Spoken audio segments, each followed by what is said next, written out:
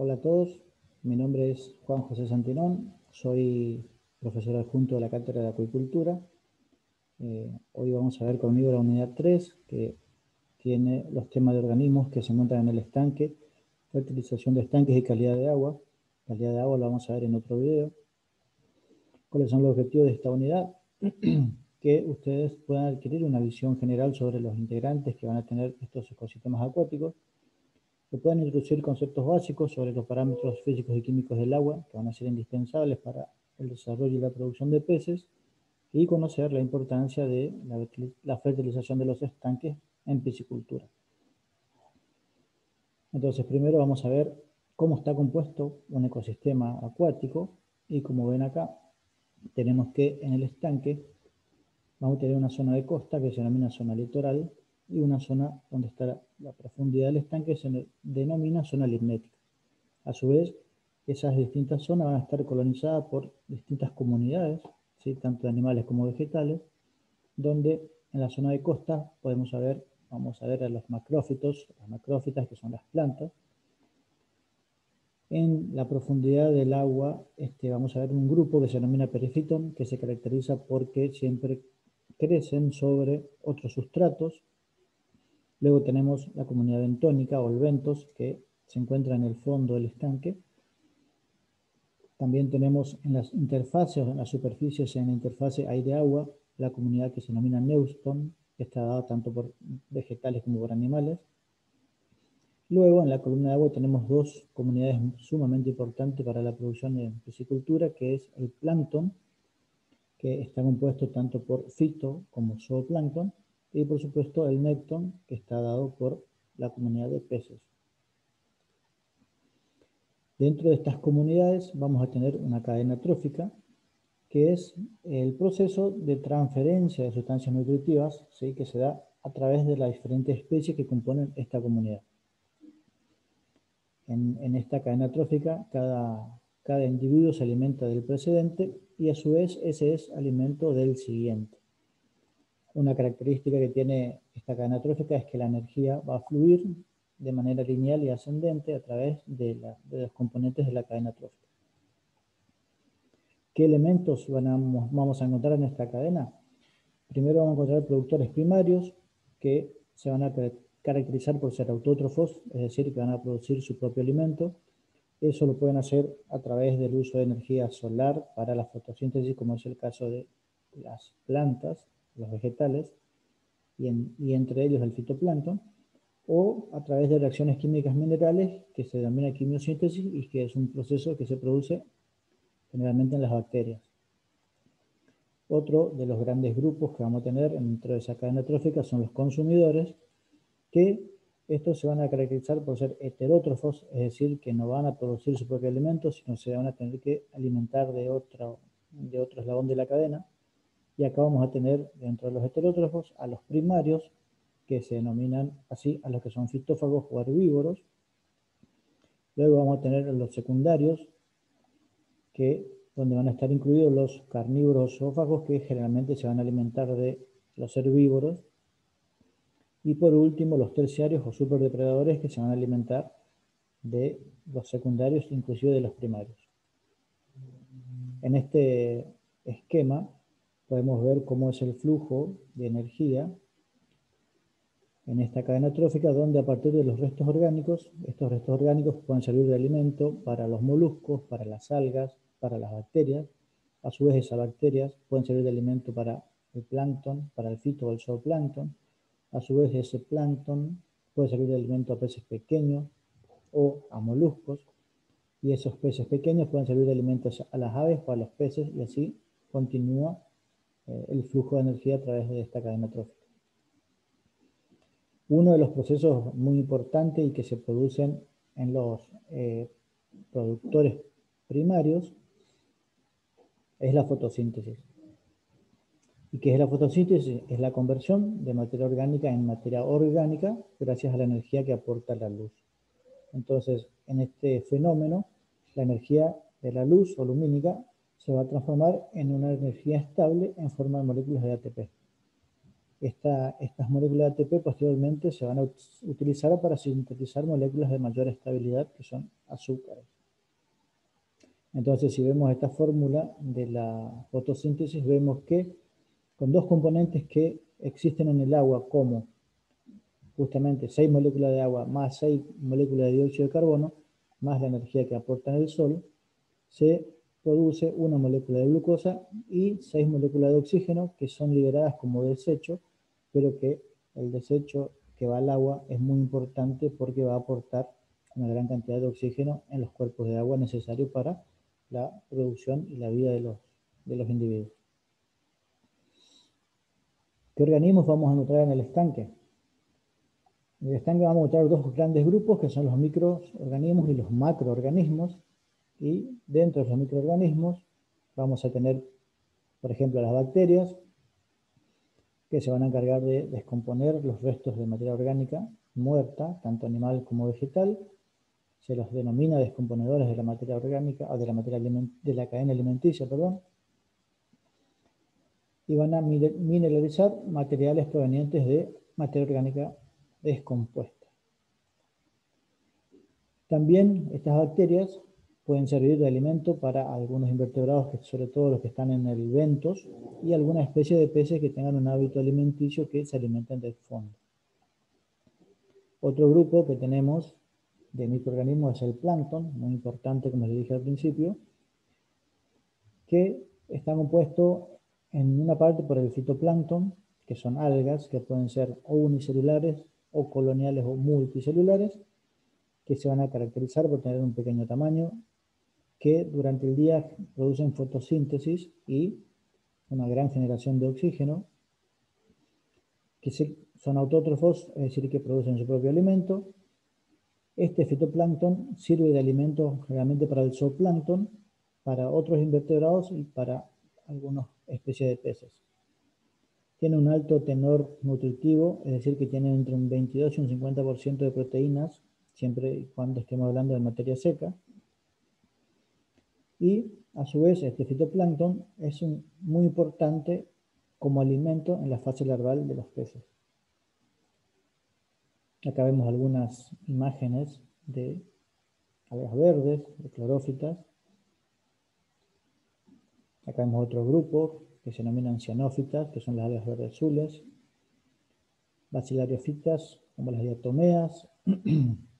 Acá vemos otras que son unicelulares, coloniales. Después hay un fenómeno que ocurre en los cuerpos de agua que se denominan flotaciones algales, ¿sí? Que es cuando hay un exceso de producción de fitoplancton y que son como resultado de un exceso de nutrientes y en particular de los fosfatos, que son los que estimulan mucho la producción del fitoplancton. ¿A qué se puede deber que haya una flotación algal? Que al cuerpo de agua que nosotros tenemos ingrese agua que venga de escorrentía, de tierras que tienen fines agrícolas y con eso se acarrean muchos fosfatos. En este caso las algas tienden a crecer muy rápido, ¿sí? Hay una superpoblación de algas, pero dura muy poco y las algas mueren. Y al morir, se genera una alta concentración de materia orgánica muerta. ¿Qué va a pasar con esa materia orgánica? Se tiene que descomponer y esa descomposición demanda oxígeno, lo que va a hacer que bajen muchísimo los niveles de oxígeno del estanque. Si no hay mucho oxígeno, los peces que tenemos en ese estanque pueden llegar a morir en grandes números o sufrir periodos muy prolongados de hipoxia. Otra forma en que podemos encontrar bloom algal es que en nuestros estanques los peces estén sobrealimentados, es decir, estemos alimentando en mayor cantidad de lo necesario y eso produce un exceso de nutrientes y esos nutrientes van a ser aprovechados por las algas para proliferar.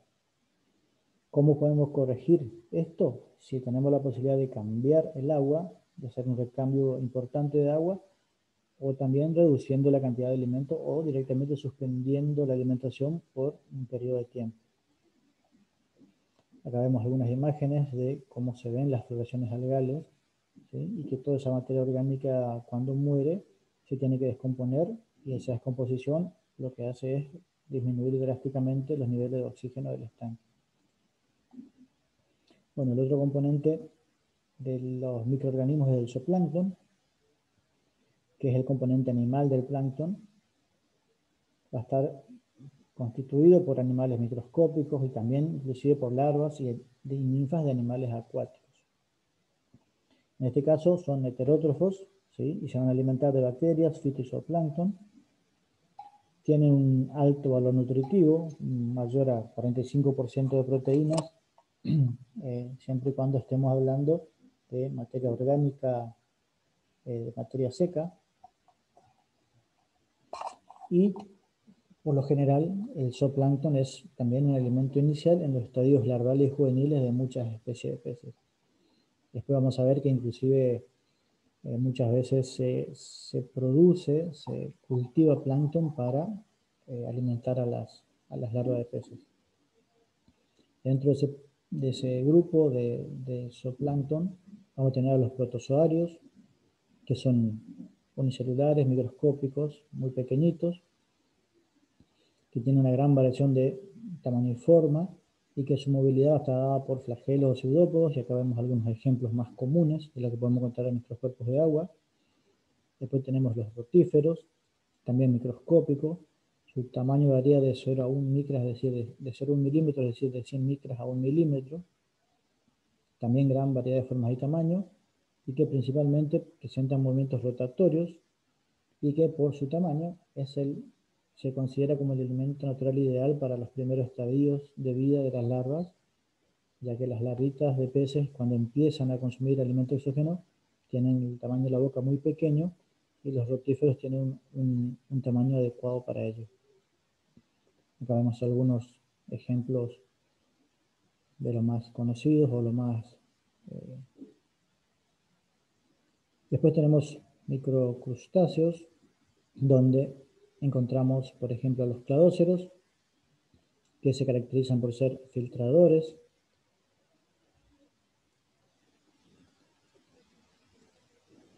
El tamaño varía de 0,2 milímetros a 3 milímetros. Su cuerpo, por lo general, está completamente encerrado en un caparazón, donde solo se ven las patitas y las antenas, ¿sí? A esto se denomina comúnmente pulgas de agua, y acá vemos los géneros más comunes en estos cuerpos de agua. Otro grupo de microcrustáceos está representado por los copépodos, que en la mayoría son filtradores. Decimos la mayoría porque ahora van a ver una imagen de uno que no es filtrador. Su tamaño es mayor a los anteriores, estos van hasta 4 milímetros. El cuerpo ya está segmentado en una parte anterior y una posterior. Se los considera lo más evolucionado dentro del plancton, del zooplancton, pero algunos pueden ser predadores de larvas de peces.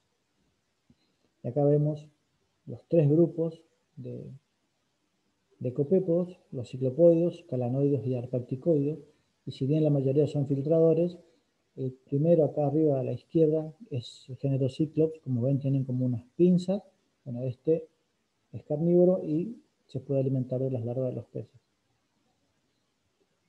Otro grupo que tenemos que son los insectos, que son el grupo zoológico más importante, ¿sí? Y especialmente los estadios larvarios de los insectos son muy importantes en la alimentación de los peces. La mayoría de los insectos presentan solamente una fase de su vida en el ambiente acuático, que generalmente es la fase larvaria, y por lo general la forma adulta ya se desarrolla en el ambiente terrestre. Y acá vamos a nombrar rápidamente los órdenes más importantes que tienen importancia en la alimentación en piscicultura. Los efemerópteros, que se conocen vulgarmente como efímeras, tienen una fase juvenil, que es una ninfa herbívora, que se denomina náyade, y que es un grupo muy importante en la alimentación de peces que se crían en estanques. O sea que los peces se pueden alimentar de estas ninfas cuando están en el estanque. Después tenemos los odonatos, que son los alguaciles o libélulas, donde sus ninfas también se denominan náyades, pero Estas ninfas no son herbívoras, son depredadoras y se alimentan de invertebrados, de renacuajos y de larvas y juveniles de peces.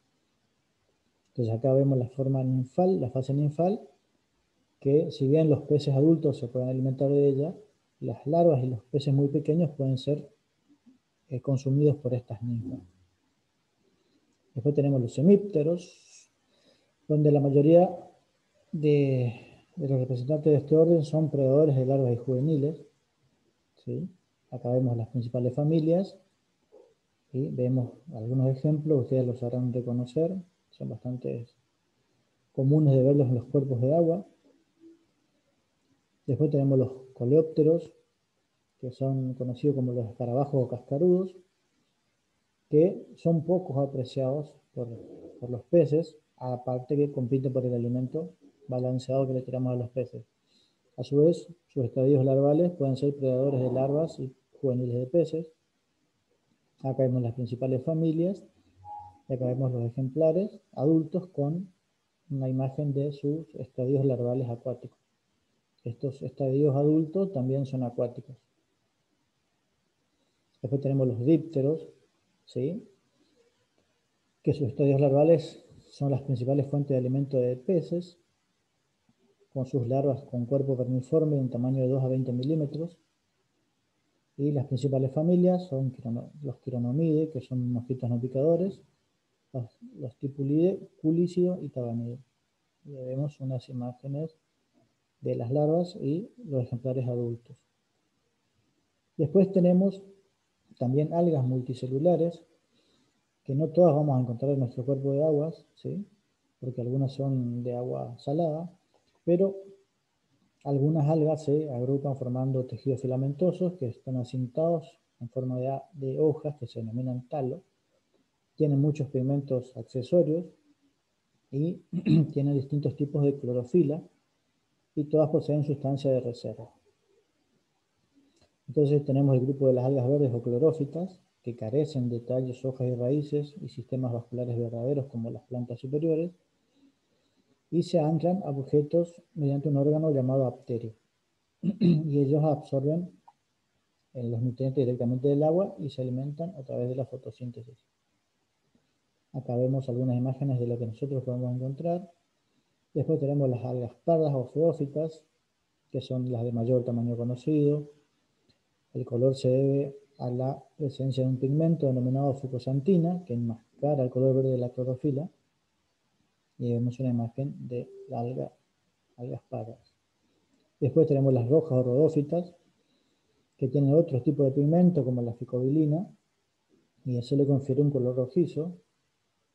Y acá vemos la imagen. Bien, ahora vamos a ver el segundo tema que tenemos en este video, que es la fertilización o abonado de estanques, que esta técnica va a consistir en aplicar fertilizantes, ¿sí? Estos fertilizantes pueden ser de origen orgánico o inorgánico, y el propósito es mejorar la productividad de los estanques de piscicultura. ¿A qué hacemos referencia cuando hablamos de productividad? Es la producción de plancton, tanto de fito como de zooplancton.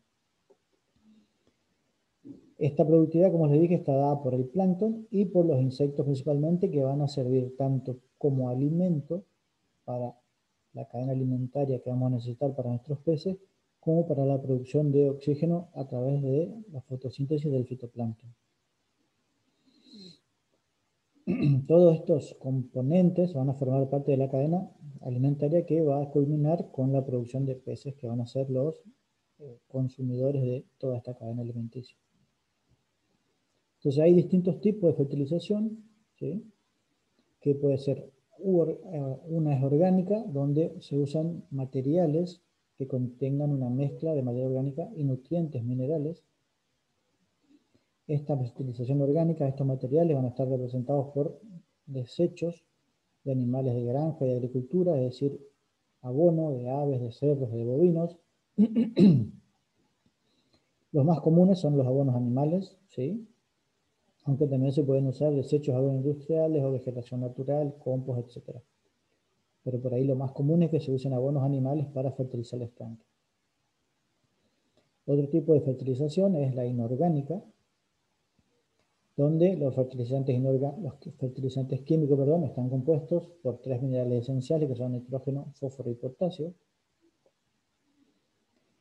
Si los fertilizantes tienen un alto contenido de fósforo, estos favorecen la producción del fito en estanque de agua dulce, y eso es lo que veíamos hoy al principio, que cuando había exceso de fósforo podía producirse un bloom algal, que no es lo ideal. Y el nitrógeno, que es otro de los componentes inorgánicos acá de la fertilización inorgánica, es requerido en los estanques de agua dulce recién construidos y en los de aguas de mar. Es decir, que si nosotros vamos a fertilizar un estanque que ya está en producción y vamos a fertilizar, no hace falta agregar tanto nitrógeno porque ese estanque, ya con todo el alimento que se le tiró a los peces, más todos los desechos de los peces, ya tiene suficiente nitrógeno. Entonces hay que agregar más que nada potasio y fósforo, fósforo principalmente. El abono inorgánico estimula la producción autotrófica limitada por la entrada de luz, o sea, es decir, que este abonado va a generar que se produzca mucha fotosíntesis, pero va a estar limitada por la luz. Entonces tiene que haber entrada de luz solar. Y acá vemos algunos de los elementos que se utilizan para la fertilización inorgánica. Y un tercer tipo de fertilización que se denomina mixta, perdón, donde se refiere a la utilización conjunta de fertilizantes tanto orgánicos como inorgánicos, ¿sí? Esto se hace para brindar cantidades ideales, es decir, que si nosotros tenemos un estanque que ya tuvo peces y queremos fertilizar, ya no hace falta ponerle tanto nitrógeno porque ya tenía, entonces podemos agregar solo fosfatos y poco nitrógeno y hacemos una fertilización ideal para generar la producción primaria. Por lo general se adiciona fosfato al fertilizante orgánico. El orgánico es el abono, que ese tiene bastante nitrógeno, más que nada el de ave tiene mucho nitrógeno, entonces se le agrega fosfato a eso y ahí generamos un buen abonado mixto. Las aplicaciones para fertilización inorgánica se aconseja que se utilicen de 2 a 6 gramos por metro cuadrado por semana, mientras que la fertilización orgánica, si estamos hablando de excrementos de ganado o aves, se dice al inicio de 3.000 a 6.000 kilos por hectárea o 300 a 600 gramos por metro cuadrado de estanque, y el mantenimiento es la mitad de la dosis inicial una vez por mes. Y acá vemos algunos ejemplos que están en los manuales de la FAO de cómo se puede hacer para distribuir ese fertilizante tanto inorgánico como orgánico en los estanques, ¿sí? Poner bolsas de tejido con el abono que se vaya diluyendo lentamente, o unas latas perforadas, o poner sobre una plataforma sumergida, o en el caso del orgánico, cómo se distribuye el abono antes de llenar el estanque, o cuando el estanque ya está cargado con agua, ¿sí? O cuando queremos hacer un refuerzo de ese abonado, cómo podemos distribuirlo en los estanques. Bueno, con esto vamos a concluir la primera parte. Espero que se haya entendido y cualquier duda vamos a estar en contacto para despejarlas.